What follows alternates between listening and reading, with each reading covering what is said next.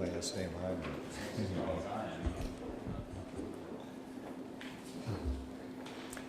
Good afternoon to everyone. Thanks for joining me and the leadership of the House and Senate for a discussion on something I believe is very important for what we're trying to do in growing jobs, creating a friendly environment in Arkansas in terms of a place to do business, particularly for small businesses who want to try to get through the rules and regulations of the state, to try to figure out how to open up a business, how to manage a business, and to run one. I'm delighted to be joined by Senator Jonathan Dismang, former Senate Pro Tem, Senator Jim Hendren, current Senator Pro Tem, President Pro Tem.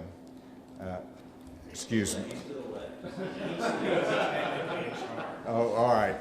Let me start all over here. President Pro Tem, Senator Dismang, Pro Tem-elect, Senator Hendren, and then our Speaker, Matthew Shepard, and Representative Jim Dodson. As you know, we have presented to the General Assembly more than 800 outdated rules and regulations for repeal. The legislature is going through their review process. The subcommittees have acted upon that and made recommendations for their repeal of over 800 outdated and unnecessary rules and regulations in Arkansas. To put this in perspective, the 800 repealed rules and regulations represent almost 25% of all of the rules and regulations that currently exist in all of the agencies of the state of Arkansas. So that is a repeal of 1/4 of our total rules and regulations that impact businesses and individuals in our state. The second part of perspective is that the 800 outdated rules and regulations represent 15,000 pages, would constitute 15,000 pages of rules and regulations, and if you put them stacked up in copy paper, it would be this high. This is 15,000 pages, which is 31 reams times 50, about right at 15,000. So you can see the volume of regulations by page that's actually been repealed through this effort. I want to applaud Representative Dodson for his initiative in passing, and all the legislature passing Act 781, which is really termed a housekeeping bill that requires the agencies to do an inventory of the existing rules and regulations, to identify the ones that are outdated, make recommendations for repeal, which they have done. That has been a very long and arduous process because, as we discovered in previous years, rules would be passed and sometimes they would not even be filed at the Secretary of State's office. Sometimes they would be outdated or new rules passed, but the previous ones would not even be repealed. And so the inventory process was very important to give us an idea as to what we have, and then to review and to recommend repeal for those that are clearly unnecessary. To give you an example of some of the rules that were repealed, the Arkansas Racing Commission had on the books a formally promulgated rule which said racing fans shouldn't be obnoxious in the stands. Perhaps that's a logical accommodation you make to your fellow race fans, but it did not need to be in a rule. The Arkansas Insurance Department required insurance companies to submit blank but pre-numbered pages to the agency. That has been repealed. Arkansas maintained rules on the books for commissions that no longer exist, having been eliminated by law, but the rules were still there. Would be confusing to business, to those that might be governed by those rules, and that's been repealed. The Arkansas Health Department had on its books a rule from 1964 requiring the use of deluxe cool white shaded fluorescent tubes in cases displaying food. So that burden on businesses has been eliminated by this action. And with those comments, I want to recognize Representative Jim Dodson for his perspective.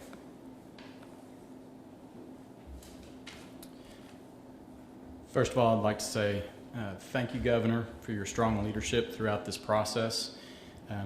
I would like to commend all the hard work state agencies have done in the last year to make this first step of spring cleaning incredibly successful.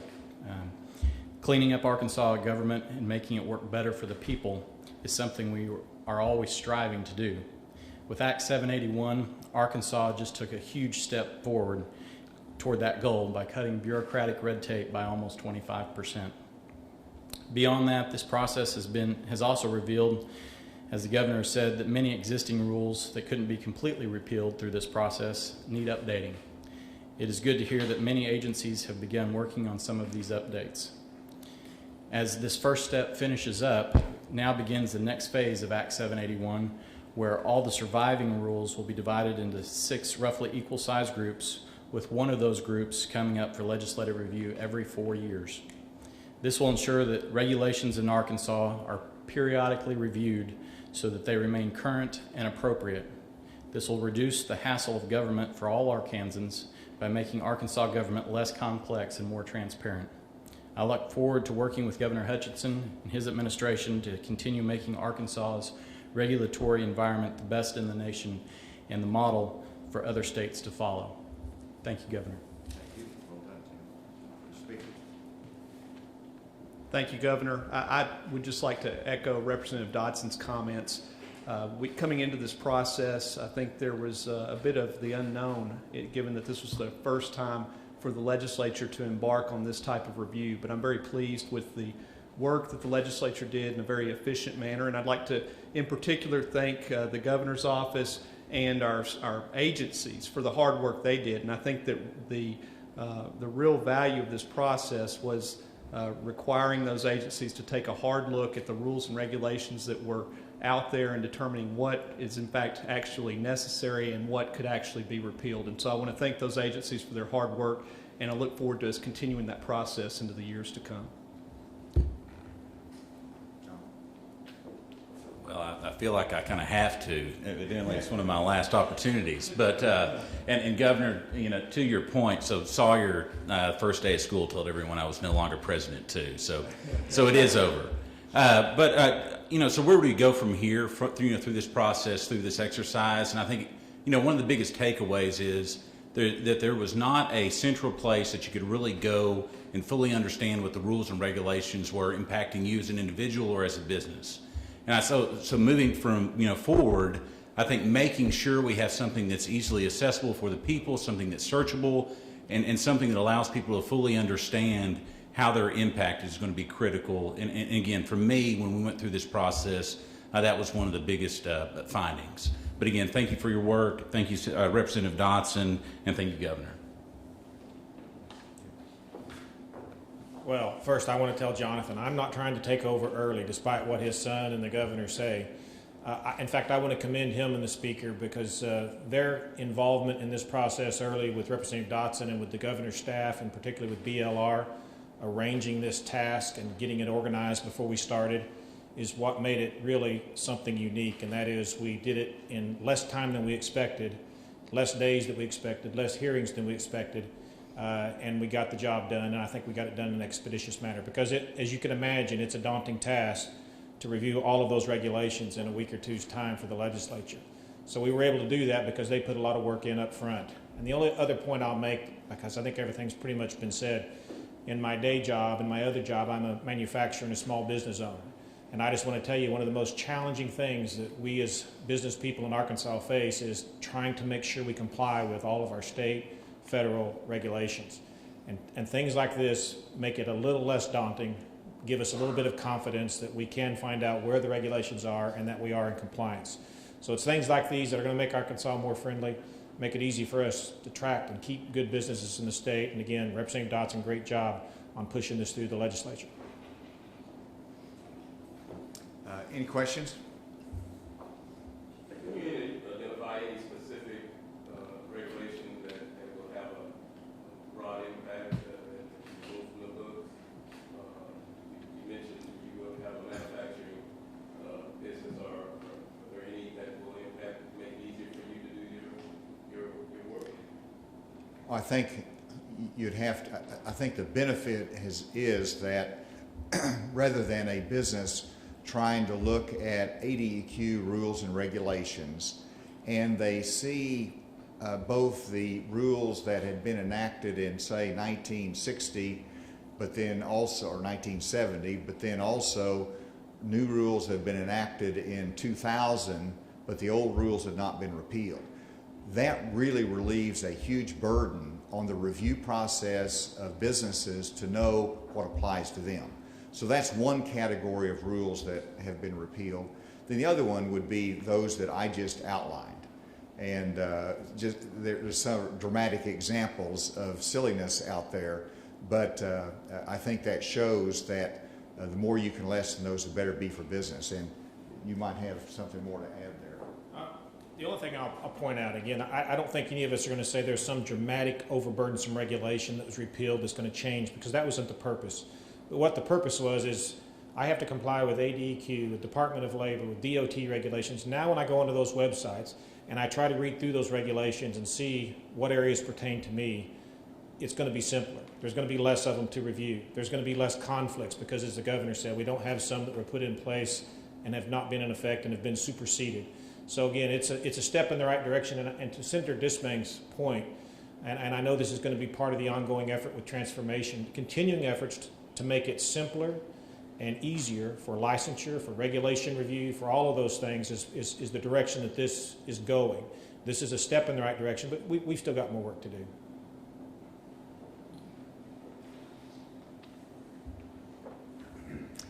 Governor, Yes. you willing to take a couple of questions about your opponent?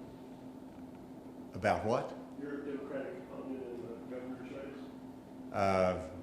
Well, we can do it now, or we can do it off camera, or afterward. We'll do it afterwards. It'll be fine. Questions, any comments just about the corruption, sentencing going on up the northwest part of the state today? It's my understanding that the sentencing hearing is still ongoing, and having been there before as an attorney, I understand that could be a lengthy process. I do expect the sentence to be significant because he was a public official that had a public trust that was violated, and under federal sentencing guidelines, that's an enhancement as it should be. And so we'll wait and see, but I know that there will be a significant penalty that will be assessed today against former Senator Woods. There are obviously others that are facing charges. You want to just comment on just the ongoing corruption scandal that's going on right now? Well, anybody who's been in public service has to be distressed by the ongoing controversies and wrongdoing of various public officials, whether current or former. You don't violate the public trust. And so I know that the legislature has looked at ways to improve disclosure, and we need to do that, but it's also very important to understand that these are not, in many times, gray areas. People make decisions right and wrong, and we have to rely upon the justice systems to work its will. And there are those that have claimed their innocence, and they are entitled to have their day in court. And there's others that have pled guilty that will receive the punishment, and others that have fought it and have been found guilty. And so each one has a different story. But from a public policy and government standpoint, we want to make sure that we do all we can to improve transparency, to make sure the public understands what's happening, and that we all personally engage in behavior that reflects well upon public service. All right, with that, we'll be glad to, did you have? Yeah, I was going to ask the Secretary of State certified a casino measure for the ballot earlier today. Are you ready to take a position on that particular one? Let me emphasize that on these amendments, I have to vote just like everybody else, but it's ultimately up to the people to decide yea or nay on those. And on the casino amendment, I will vote no on the casino amendment because I have always opposed the expansion of casino gambling in Arkansas. So I will make that position clear today. Others will have to wait for a different time. Thank you all. Well, got one more. sorry, two actually. Today is another deadline for Arkansas Works, the work requirements. Do you see the outcome being different this time around?